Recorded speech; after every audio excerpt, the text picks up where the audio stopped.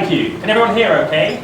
Yes. Great. Yeah, frequent visitor to the Philippines is interesting. I had never been to the Philippines until I think it was May last year.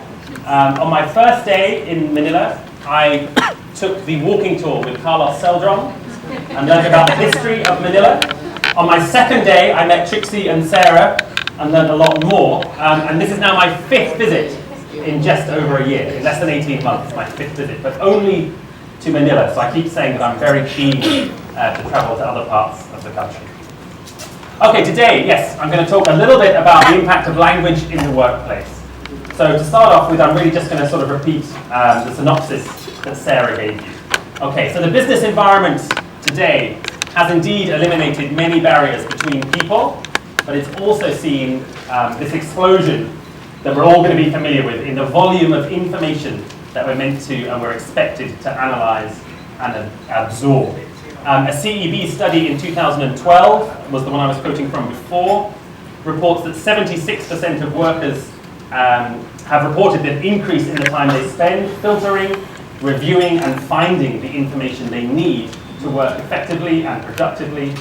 And global executives interviewed for the same study said that they think only 30% of their staff are working in an optimally productive way, and that they need to see at least a 20% increase in performance to meet their basic business plans, business objectives for the year. So it's in this context yet that we'll be looking at one of the ways we can build skills, efficiencies, and company performance.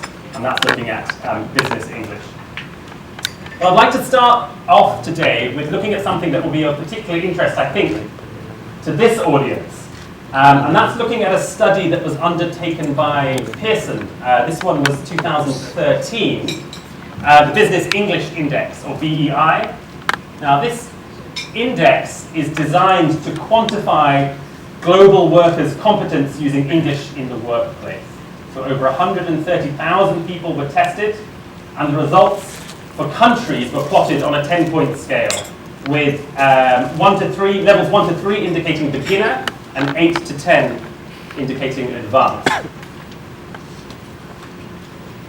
So this is the scale. And in this study, the average score for the global test done by Pearson came out as 4.75, which you can see is at the low end of the basic range, the basic learner category. And that indicates that most staff can only play a minimal role in business discussions, and that they lack the skills needed to execute complex tasks. However, that's a very general picture, that's global, many countries. There were, however, 5 countries that came out with a score over 7 on the right-hand side of the scale. 2 of them, no surprise, were the UK and Australia, you would hope so. Can anyone guess the 3 other countries that scored over 7 on the Pearson Index? Philippines, we will come to. Two others were European. Ireland? Ireland must have not been in the study. Irish friend here. Norway was one, which I think will be no surprise. Every Norwegian I've ever met can speak flawless English. One of my university classmates from Norway said this was down to watching British TV and watching British Premier League and its predecessors and learning English through TV. The other one in Europe is the Netherlands, Holland. Again, I think no surprise for most people. And yes, the third one, the Philippines.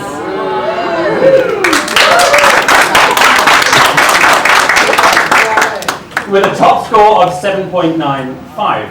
So, I think you can all see that is that's very interesting. And an immediate conclusion might be, well, companies in the Philippines don't really need to prioritize English because they've already got a comparative advantage compared to countries not only in this region, but globally. It's the top-ranked country in this index.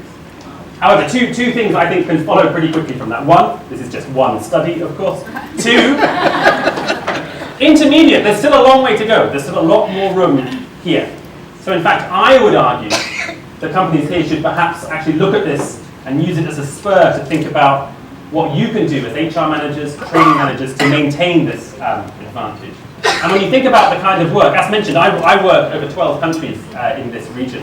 And the work, just looking at the British Council, let alone a huge number of other private organisations. With the British Council, we are training 30,000 English teachers in Malaysia right now, assessing them, training them with 480 hours of English language training in the classroom and e-learning. Similar projects in Burma, in Japan, with government projects. Vietnam is perhaps the most interesting. There is huge investment from the government to try and raise English standards. They're actually looking very much at sort of being, as the Philippines being a kind of model and having teachers not just in the urban centres but all over Vietnam trained. So around you, and of course with ASEAN integration, I always hear that when I come here to Manila, there is lots more competition happening. So to maintain that advantage, I think is something we mustn't be complacent about and we must carry on looking at. So what can companies in the Philippines do? Well, a different study, this time this is a British Council study undertaken in Europe called Language Rich Europe. This study surveyed over 2,000 small and medium enterprises and 30 multinational companies and came to some pretty interesting conclusions.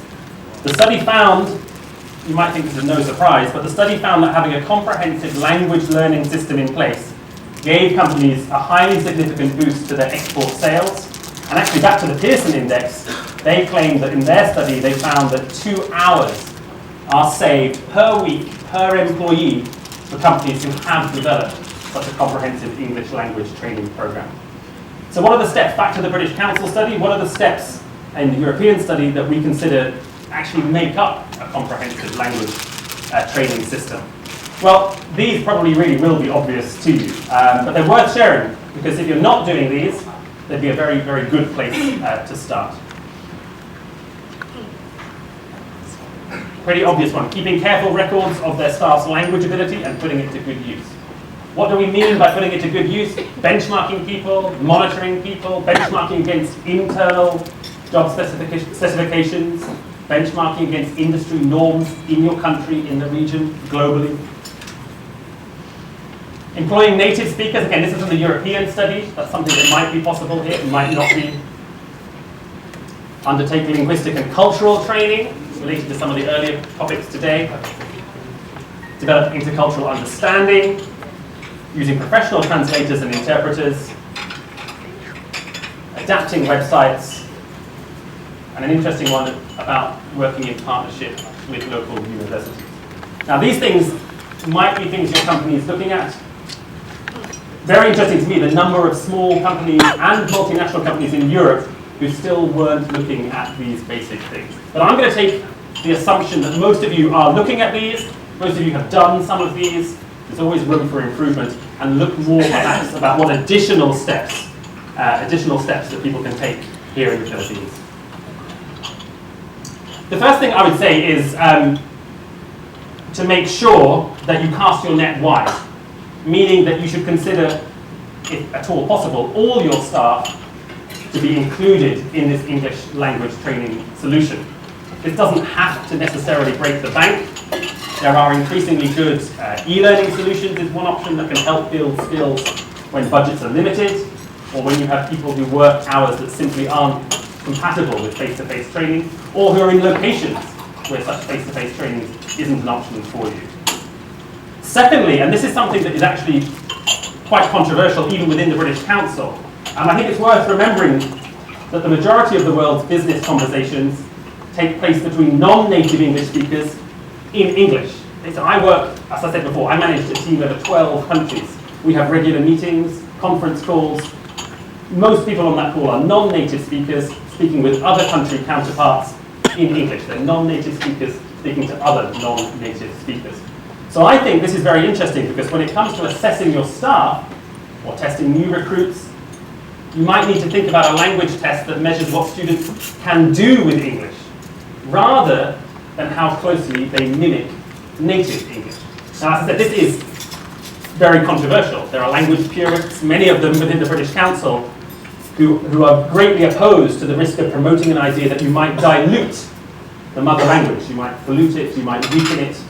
But for me, when you're working in a cross-cultural situation, using English that people understand is clearly the most important thing. So when we're talking about this, we often look at what accommodations people make as non-native English speakers in their conversations with other non-native English speakers. And I notice all of these things in phone calls with my team. So people will come up with things like this. Uncountable nouns become countable. Informations, softwares. We often see a zero marking of third person S in the simple term, e.g., she suggests. I've noticed my team do this a lot. Merging of who and which. A paper who. Use, I hear this all over this region. Use of an all-purpose question tag, like isn't it, or no. And I found myself doing this 14 years in Asia. In my phone calls with staff, I often use just no as a question with an intonation at the end. I'm picking up and doing these things. It's become quite natural. And much use of greater explicitness. How long time will you stay here? So these are the accommodations I'm talking about. Yes, and again, language purists will be unhappy with this. But for me, if that means a meeting with people from 12 different countries can accommodate the differences they've got and the influences of their own language, their native language, into how they speak English, that for me is English in use. That for me is important. So the point here being that when it comes to assessment, you don't necessarily always need to look to test the sort of language purity. However, some of you may be thinking things are a bit different in the Philippines. One thing, of course, your language level is already very high. The other thing, of course, is something I know a little bit about in this region, the growing BPO sector and how important that is. I think I'm right. I think I learned this from an email from Trixie's team about the fact that the BPO industry, revenues from the BPO industry have now overtaken remittances from overseas foreign workers here in the Philippines. It's a hugely important industry. I've met Convergys here with something like 55,000 people in call centers. Those people are dealing with native English speakers. So of course those people need to perhaps be assessed in a different way to make sure they are keeping to much more rigid standards of professional business English. A third thing companies here can do to make the investment go beyond business English and is to invest in soft skills training. I think that's something that's going to come up quite a lot today with different speakers that we've got coming up. So building skills in terms of negotiation, management, writing styles and skills, telephone skills, meeting skills, etc. To do this, you need to look at running training with a qualified professional training consultant. I would say, sort of wrapping these things together, the companies need to work harder than ever before to provide engaging learning programs, to drive the competencies employees need to do their jobs well.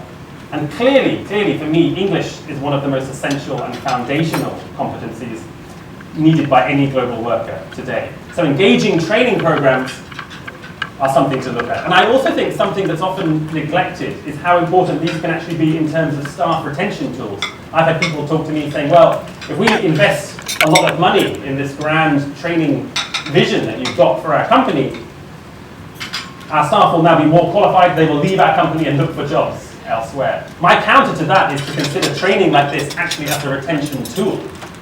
You are providing a service, you're providing something for them to build their skills, increase their job satisfaction, and hopefully make them actually more likely to stay with your company rather than looking for alternative employment opportunities.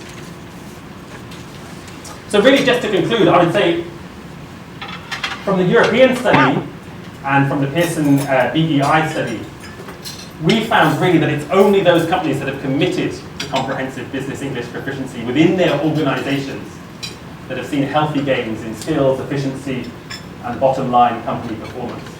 Those that have not made such commitments really do risk losing highly skilled employees, as well as their overall strategic advantage in this region and beyond.